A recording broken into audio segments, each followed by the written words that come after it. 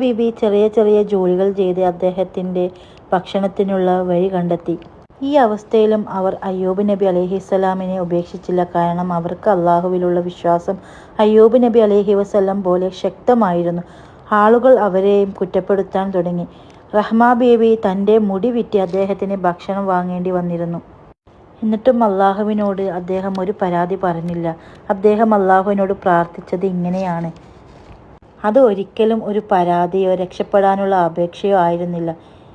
എന്നെ കഷ്ടപ്പാട് ബാധിച്ചിരിക്കുന്നു, നീ വലിയ കാരുണ്യവാനല്ലേ, കഷ്ടപ്പാട് മാറ്റിത്തരണം എന്ന് അദ്ദേഹം ഒരിക്കലും പ്രാർത്ഥിച്ചില്ല.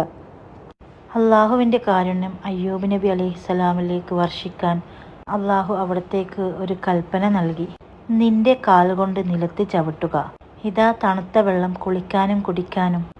അയ്യൂബ് നബി അലൈഹിസ്സലാം അള്ളാഹുവിൻ്റെ കൽപ്പന പ്രകാരം തൻ്റെ കാലുകൊണ്ട് നിലത്ത് ചവിട്ടി. ആ മണ്ണിൽ നിന്നും ഒരു നീരുറവ പൊട്ടിപ്പുറപ്പെട്ടു. ശുദ്ധമായ നല്ല തണുത്ത വെള്ളം. അയ്യൂബ് നബി അലൈഹിസ്സലാം ആ വെള്ളത്തിൽ കുളിച്ചു, അല്പം കുടിച്ചു. ആ നിമിഷം തന്നെ അദ്ദേഹത്തിൻ്റെ ശരീരത്തിലെ എല്ലാ രോഗങ്ങളും മാഞ്ഞുപോയി. ചെറുപ്പക്കാരനെ പോലെ ഒരു രോഗവുമില്ലാതെ പൂർണ്ണ ആരോഗ്യവാനായി അദ്ദേഹം. സുബ്ഹാനല്ലാഹ്. റഹ്മ ബീബി ഭക്ഷണം തേടിപ്പോയി തിരിച്ചു വന്നപ്പോൾ അയ്യൂബ് നബിയെ കണ്ടപ്പോൾ അവർക്ക് വിശ്വസിക്കാനായില്ല. അവർ കണ്ടത് അവരുടെ ചെറുപ്പക്കാരനായ ഭർത്താവ്. അവർക്ക് സന്തോഷമടുക്കാനായില്ല. അവർ അള്ളാഹുവിനെ സ്തുതിച്ചു. മുമ്പുള്ളതിനേക്കാൾ അദ്ദേഹത്തിന് സമ്പത്തും അനുഗ്രഹവും അള്ളാഹു നൽകി. നഷ്ടപ്പെട്ട മക്കൾക്ക് പകരം അള്ളാഹു പുതിയ മക്കളെ വരെ നൽകി. അള്ളാഹുവിൻ്റെ കാരുണ്യം എത്ര വിശാലമാണ്.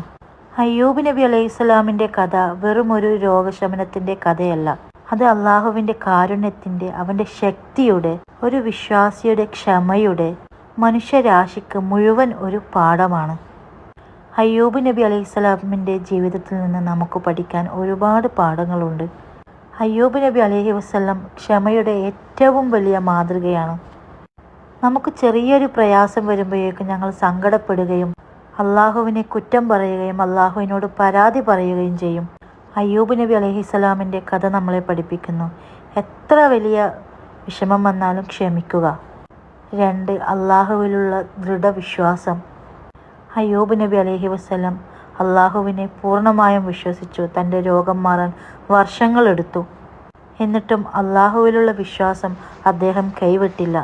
നമ്മുടെ ജീവിതത്തിൽ പ്രതിസന്ധികൾ ഉണ്ടാകുമ്പോൾ നമ്മൾ അള്ളാഹുവിനെ തവക്കൽ ചെയ്യുക. അള്ളാഹു എപ്പോഴും നമ്മളോടൊപ്പമുണ്ട്.